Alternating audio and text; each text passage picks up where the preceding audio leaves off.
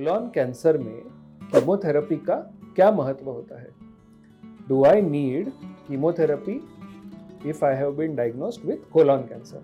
आज हम डिस्कस करेंगे। नमस्ते, मैं doctor Aditya Kulkarni, gastro and cancer specialist, OSS clinic Pune में प्रैक्टिस करता हूँ और मेरा area of interest and specialization है पेट के कैंसर्स, पेट के ट्यूमर्स कंडीशंस और उसकी laparoscopic and robotic surgical treatment. तो दोस्तों, एक सिनारियो, एक सिचुएशन जो हम कई बार ओपीडी में या फोन पे पेशेंट के क्वेरीज में फेस करते हैं कि कोलोन कैंसर का डायग्नोसिस हुआ है और पेशेंट के मन में सबसे बड़ी समस्या, सबसे बड़ी एंजाइटी ये है कि क्या अब मुझे कीमोथेरेपी लेना पड़ेगा। कई बार सर्जरी के डर से भी ज़्यादा पेशेंट के मन में ये फियर होता है कि कीमोथेरेपी और उसके साइड इफ़ेक्ट्स क्या मैं झेल पाऊंगा, क्या ये मुझे करना पड़ेगा और क्या इससे मेरी लाइफ पे क्या इम्पैक्ट आएगा।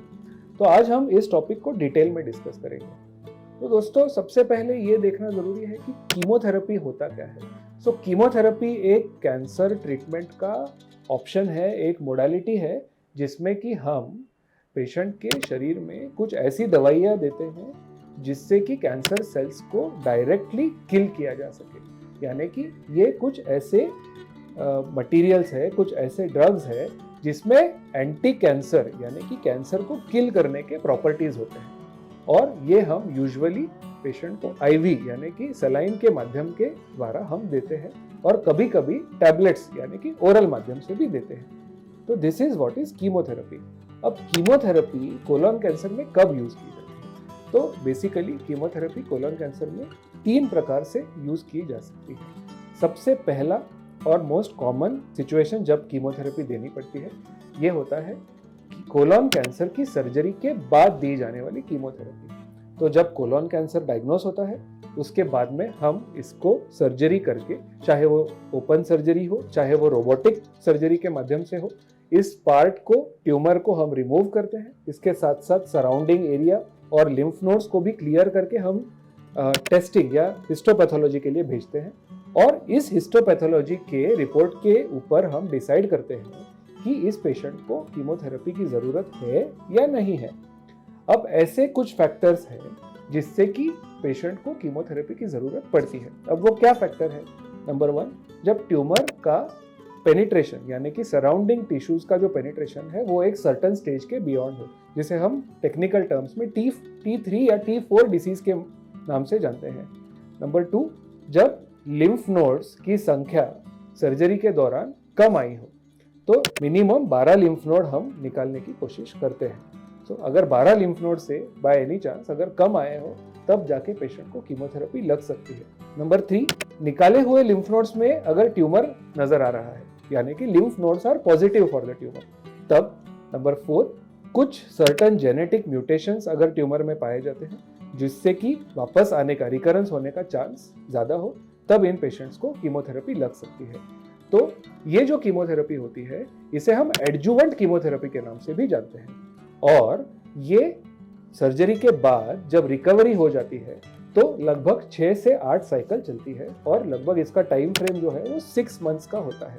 इसमें अलग अलग टाइप की दवाइयाँ दी जा सकती हैं, चाहे वो सलाइन या आईवी के माध्यम से हो या ओरल माध्यम से हो। और कई बार हमने ये देखा है कि ये दवाइयाँ बाकी दी जाने वाली कीमोथेरेपी से कम टॉक्सिक होती है, तो इसके साइड इफेक्ट्स भी कम होते हैं। Around 40 to 50% of patients will not require adjuvant chemotherapy after surgery. अगर ये सारे फैक्टर्स जो मैंने बताए, अगर ये फैक्टर्स नहीं है, अगर पेशेंट का ट्यूमर इन सारे फैक्टर्स में नहीं फिट होता है, तो कई बार सिर्फ सर्जरी करके ही कोलोन कैंसर को ट्रीट किया जा सकता है। तो सारे पेशेंट्स को कीमोथेरेपी की जरूरत नहीं होती है। दूसरा पार्ट, अगर हम सर्जरी के पहले यानी कि डायग्नोसिस के तुरंत बाद कीमोथेरेपी शुरू करें, इसे हम नियो एडजुवेंट कीमोथेरेपी के नाम से जानते हैं। तो दोस्तों, कोलोन कैंसर में नियो एडजुवेंट कीमोथेरेपी का रोल जो है वो बहुत ही लिमिटेड है, बहुत ही कम है। ये सिर्फ कुछ स्पेशल सर्कमस्टांसेस में जरूरत पड़ता है।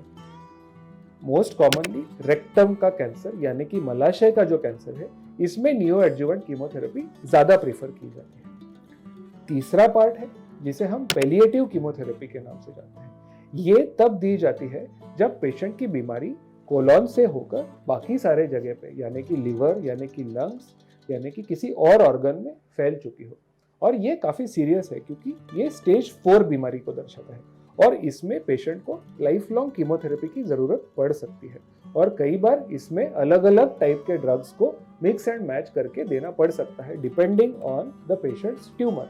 इसमें कभी कभी इम्यूनोथेरेपी यानी कि मोनोक्लोनल एंटीबॉडीज देने की भी ज़रूरत पड़ सकती है। तो आज हमने ये जाना कि कोलोन कैंसर में कीमोथेरेपी का क्या महत्व होता है, ये कब इंडिकेटेड होती है और किन मरीजों में इसकी ज़रूरत नहीं है।